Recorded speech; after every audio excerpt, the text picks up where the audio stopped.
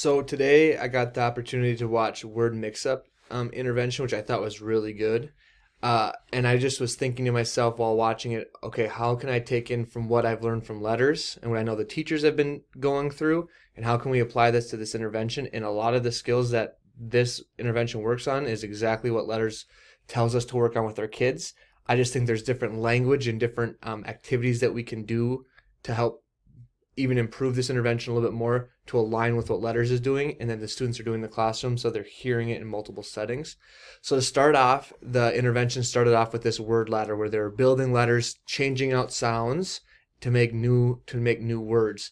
And so the first thing I would do if I was bringing a student in with this intervention is I would tell them to get their whiteboard out and draw as many lines um, as there are sounds in that word list, the max amount. So in this word list, the most amount of sounds that are going to be used is 4.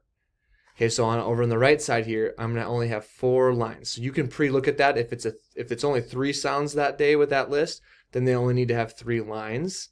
If there's 5, they can have 5, and they might have some blank to start. Or that, they might only have 4 of the lines get used if there's a 5 sound word later in the list.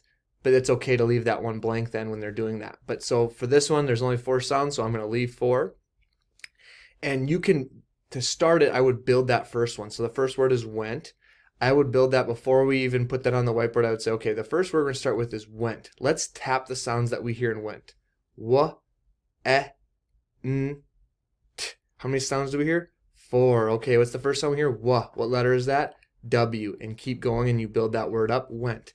And then when you're building the ladder, how I would do that is instead of saying, now I want to do lent, so let's get rid of the W and put an L. We don't want to tell them what to get rid of. We want them to come to that conclusion. So we should say, if I have the word went and I want to get to the word lent, where do we hear the sounds change? Does the sound change in the beginning of the word, the middle of the word, or the end of the word? And then hopefully they say, oh, I hear it in the beginning. Okay, point to the line where the sound changes. And now they're going to point, hopefully, and that's where you'll direct them to that W. The sound is changing on this one. Yeah, went, lent. Okay, so we're going to say goodbye to W and hello to L. What letter is that? L. And then we build that up, and now we've built that. So instead of telling them which one to change, having them point to the line where they're hearing the sound change. And I know in this 4 one, there's 2 in the middle, but just every single time using that language. Okay, now we've got the word lent. Okay, if I wanted to go from lent to lint, where do we hear that change? In the beginning or the middle or the end? Yeah, in the middle. What line do we hear that sound change? Yeah, right here. We're going to say goodbye to hello to I. What letter is that? I. And you would do that all the way through for each one. So that same format all the way through. Now, if you get to words like think and thing, TH is 2 letters but makes 1 sound. So that goes on 1 line. It's not a line for each letter. It's a line for each sound. So that's something to think about. Another thing when we're going through this is the ultimate goal. This is a phonemic awareness. This is a phonic, intervention. But the ultimate goal is reading comprehension on the end, right? And so we want to tie in all the things that we can to help them get to that reading comprehension. And so the more information you can give about the word, the better. Even if it's just quick, brief, a definition or an example, quick to build up that background knowledge, the better. What we're learning in letters right now on the ones that I'm going through is that there's a correlation between what students know and their reading comprehension. So the more information they know about the world in general, their background knowledge, there's a correlation between that and how well they comprehend in their reading. So when we're going through and you're going, okay, went. Oh yeah, went is like if you're going someplace. Just really quick to the next one. Lent. Oh yeah, lent means if you can borrow somebody something, like you lent me your pencil, you gave me your pencil. Right? So a quick definition or an example like that after every word doesn't have to be long. I know your time is short, but the more you could do, the better when going through those words. If you just give them that background knowledge about this is what the word means, the more information about the word, the better. Now at the sentence reading, I thought that was really good. You read the sentence first, they read it together, then they read it on their own.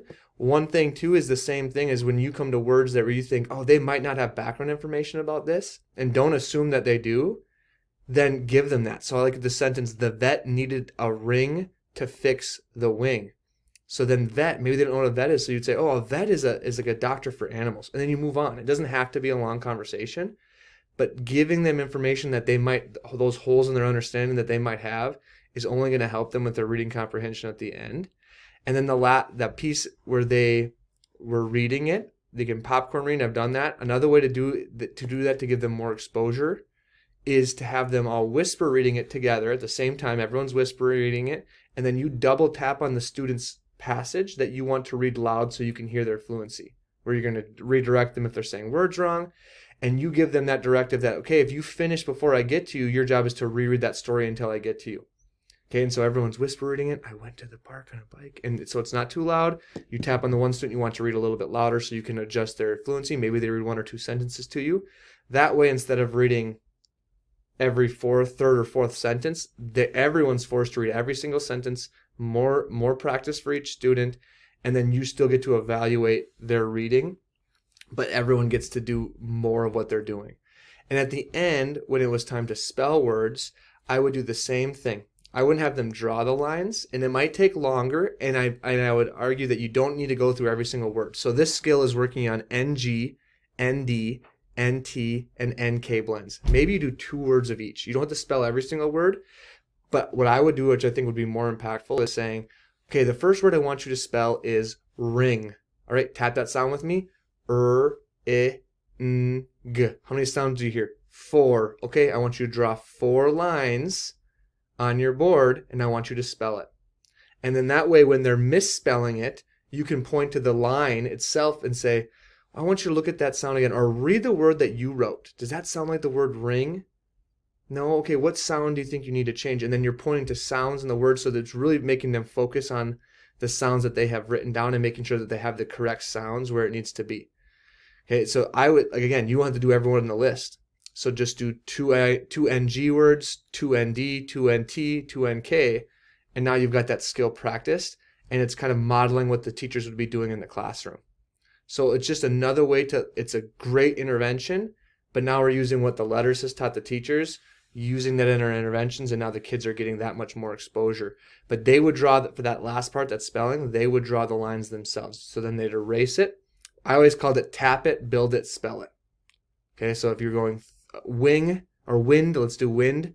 Okay, wind, tap it, wa, I, n, d. How many sounds do we hear?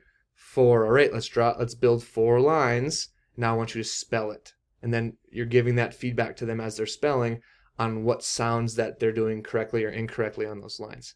So great intervention, but how to tie letters into that intervention when you're doing that with them. And I know time is a big issue. I think having the students whisper read it could save some time. I think shorting the spelling list up by just doing a couple for each one could shorten some time. And also remembering to hit some of that vocabulary and the background knowledge wherever you can when you're doing this intervention.